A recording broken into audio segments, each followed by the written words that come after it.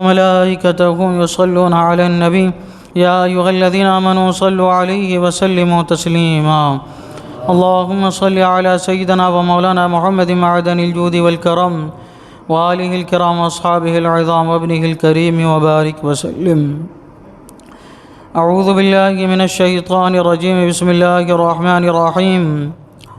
ثم أتبع سببا حتى إذا بلغ بين السدين وجد من دونهما قوما لا يكادون يفقهون قولا قالوا يا ذا القرنين إن يأجوج ومأجوج مفسدون في الأرض فهل نجعل لك خرجا على أن تجعل بيننا وبينهم سدا قال ما مكني فيه ربي خير فأعينوني بقوة أجعل بينكم وبينهم ردما. پھر ایک سامان کے پیچھے چلا یہاں تک کہ جب دو پہاڑوں کے بیچ پہنچا ان سے ادھر کچھ ایسے لوگ پائے کہ کوئی بات سمجھتے معلوم نہ ہوتے تھے. انہوں نے کہا اے ذوالقرنین بے شک یاجوج و ماجوج زمین میں فساد مچاتے ہیں تو کیا ہم آپ کے لیے کچھ مال مقرر کر دیں اس پر کہ آپ ہم میں اور ان میں ایک دیوار بنا دیں. کہا وہ جس پر مجھے میرے رب نے قابو دیا ہے بہتر ہے تو میری مدد طاقت سے کرو میں تم میں اور ان میں ایک مضبوط آڑ بنا دوں. حضرت ذوالقرنین یہ پہلے تو طلوع شمس یہاں سے سورج طلوع ہوتا ہے اور جگہ کے انتہا تک پہنچے. پھر وہاں سے آپ نے سفر کیا مغرب کی طرف جہاں پہ سورج غروب ہوتا ہوا صاف دکھائی دیتا ہے. ایسا لگتا ہے کہ زمین میں سورج داخل ہو رہا ہے. وہاں آپ پہنچے یعنی مشرق سے مغرب پوری زمین کا آپ نے سفر فرما لیا زمین کو طے کر لیا. 12 سال کا عرصہ لگا مشرق سے مغرب جانے کے لیے اور یہ حضرت ذوالقرنین تھے. ان کے لیے اللہ تعالیٰ نے زمین اور بادل وغیرہ کو مسخر کر دیا تھا تب ان کو اتنا وقت لگا. جب حضرت ذوالقرنین مغرب کے معاملات سے فارغ ہوئے تو آپ نے پھر جو ہے ایک جگہ جانے کا ارادہ کیا. اللہ تبارک و تعالیٰ فرماتا ہے کہ پھر وہ ایک سامان کے پیچھے چلا یعنی شمال کی جانب جانے کا آپ نے ارادہ فرمایا. تو جب آپ نے سفر کیا تو سفر کرتے کرتے آپ جو ہے ایسی جگہ پہنچے جہاں پہ 2 بڑے بڑے پہاڑ تھے. بڑے بڑے پہاڑ تھے اور ان پہاڑوں کو 2 بڑے پہاڑوں نے گھیر رکھا تھا کہ وہاں تک پہنچنے سے وہ 2 بڑے پہاڑوں تک پہنچنا جو ہے وہ دشوار تھا. اب وہ اس پہاڑ کے پیچھے جو ہے اللہ تعالیٰ فرماتا ہے کچھ لوگ ایسے پائے لا یکادون یفقہون قولا جو کوئی بات سمجھتے معلوم نہ ہوتے تھے کیونکہ ان کی زبان عجیب و غریب تھی. ان کے ساتھ اشارے وغیرہ کی مدد سے مشقت بات کی جا سکتی تھی. آپ پورے روئے زمین کے بادشاہ تھے.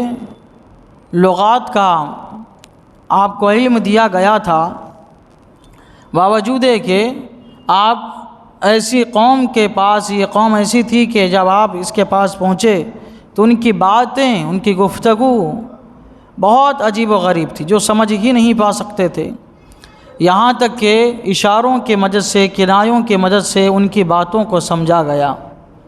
اور ایک تفسیر یہ ہے کہ کوئی ترجمان تھا اس نے جو ہے ترجمانی کی کہ یہ لوگ یہ کہنا چاہتے ہیں یا یہ کہ اللہ تبارک و تعالیٰ نے آپ کو جو لغات کا علم عطا فرمایا تھا اس کے ذریعے سے آپ نے ان کی باتوں کو پھر بھی سمجھ لیا. کوئی نہیں سمجھ سکتا تھا لیکن آپ نے ان کی باتوں کو سمجھ لیا.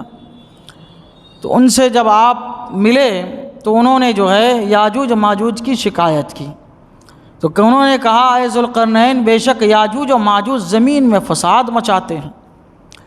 یاجوج ماجوج یہ حضرت نوح علیہ السلام کے ایک بیٹے تھے یافس.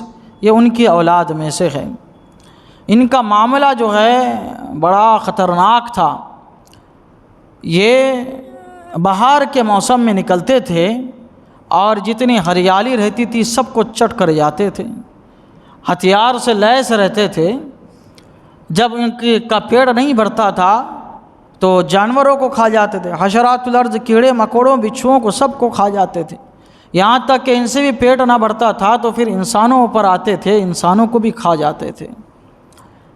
ان کا معاملہ ایسا ہے کہ یہ مختلف قسم کے ہیں، بعض تو اتنے لمبے ہیں کہ ان کا جو قد ہے وہ 120 گز ہے، اور بعض جو ہے بہت پست قد کے، ایک بالشت کے برابر ہیں، اور بعض کے کان تو بہت بڑے ہیں، ایک کان کو بچھاتے ہیں دوسرے کان پہ سوتے ہیں، اور سب کے بال جو ہے بڑے بڑے ہیں، پورے جسم کو جو ہے گھیر لیتے ہیں۔ وہ اپنے بال کو گونتے نہیں ہیں، وہ اپنے بال کو جماتے نہیں ہیں، یوں ہی کیا ہے یہ چھوڑ دیتے ہیں۔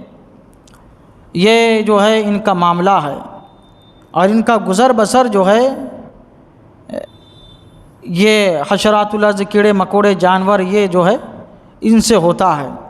یہاں تک کہ وحشی جانور بڑے بڑے، ہاتھی ہے، شیر ہے، خنزیر ہے، ان کو تک کو یہ نہیں چھوڑتے، سب کو کھا جاتے تھے۔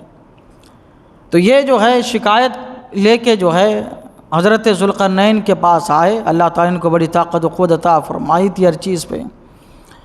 تو انہوں نے کہا کہ یہ بڑا زمین میں جو ہے فتنہ فساد مچاتے ہیں، تو آپ کیا کیجئے، تو کیا ہم آپ کے لیے کچھ مال مقرر کر دیں کہ اس پر آپ ہمیں اور ان میں ایک دیوار بنا دیجئے، ہم آپ کو کچھ مال دیں گے، روپیے پیسے دیں گے، جتنی ضرورت پڑے گی ہم آپ کو دینے کو تیار ہے، آپ کچھ ایسا کام کیجئے کہ یہ ادھر رہیں ہم ادھر رہیں، ان کا فتنہ فساد جو ہے وہ ختم ہو جائے۔ اب حضرت ذوالقرنین، آپ کو تو اللہ تبارک و تعالیٰ نے پورے روئے زمین پر بادشاہ عطا فرمائی تھی، مال و دولت کی کیا حیثیت ہے آپ کے سامنے؟ تو آپ نے فرمایا کہ جو کچھ اللہ تعالیٰ نے مجھے عطا فرمایا ہے وہ تو تمہارے دینے سے بہت زیادہ بہتر ہے، بہت ہے، اللہ تعالیٰ کا فضل مال کثیر ہے، ہر قسم کا سامان میرے پاس موجود ہے، تمہارے کسی بھی مال کی مجھے جو ہے وہ ضرورت نہیں ہے، ہاں اتنا ہے فَأَعِينُونِي بِقُوَّةٍ، تو میری مدد طاقت سے کرو، یعنی جو کام میں بتاؤں وہ کرو، جتنے مزدور میرے پاس لا سکتے ہو تم لے کے آؤ میرے پاس، جتنے لوگ کام کاج کے اہل ہیں وہ سب میرے پاس آ جائے، جو میں کہتا چلا جاؤں وہ تم لوگ کرتے چلے جاؤ، بغیر کسی تھکاوٹ کے، بغیر کسی پریشانی کے، جو میں کہتا چلا جاؤں وہ تم جو ہے کرتے چلے جاؤ۔ تو میں کیا کروں گا، تمہارے درمیان اور ان کے درمیان ایک مضبوط آڑ بنا دوں گا کہ وہ اب تمہارے درمیان آ ہی نہیں سکیں گے، ان کا معاملہ الگ رہے گا، وہ اپنی جگہ پہ الگ رہیں گے، تم اپنی جگہ پہ الگ رہو گے۔ اب اتنے خطرناک لوگ ہیں یہ کہ یہ زمین کی کوئی چیز نہیں چھوڑتے تھے، جانوروں کو کھا جاتے تھے، گھاس بھوس کو کھا جاتے تھے، دریا کو پانی پیتے تھے، پوری دریا کو ختم کر دیتے تھے۔ اب ان سے کون مقابلہ کر سکتا تھا؟ تو اللہ تبارک و تعالیٰ کی دی ہوئی طاقت سے حضرت ذوالقرنین نے جو ہے ان کے درمیان دیوار کھینچی، انسان کے بس کے باہر نہیں ہے، لیکن اللہ والوں کی شان ہے۔ اللہ والوں کی شان دیکھیے کہ ایسی بڑی قوم سے، جو ایسی بڑی قوم جن سے ڈرتی تھی وہ کون تھے؟ حضرت ذوالقرنین، اللہ والے سے۔ الغرض یہ کہ حضرت ذوالقرنین نے ان سے کہا کہ تم میری مدد کرو، جیسا میں کہتا چلا جاؤں وہ تم جو ہے وہ کرتے چلے جاؤ۔ اس کے بعد حضرت ذوالقرنین نے سامان منگائے اور ان کے درمیان اور بستی والوں کے درمیان جو ہے ایک آڑ بنا لی، اس کا ذکر انشاءاللہ آئندہ آیتوں میں آئے گا۔ اللہ تعالیٰ کی بارگاہ میں دعا ہے قرآن شریف سیکھنے سمجھنے اور اس کے مطابق ہم سب کو اپنی زندگی گزارنے کی توفیق عطا فرمائیں۔ اشہدو ان لا الہ الا اللہ واشہدو ان محمدا عبدہ ورسولہ وصلی اللہ تعالی علی سیدنا محمد وعلی آلہ وصحبہ اجمعین برحمتک یا ارحم۔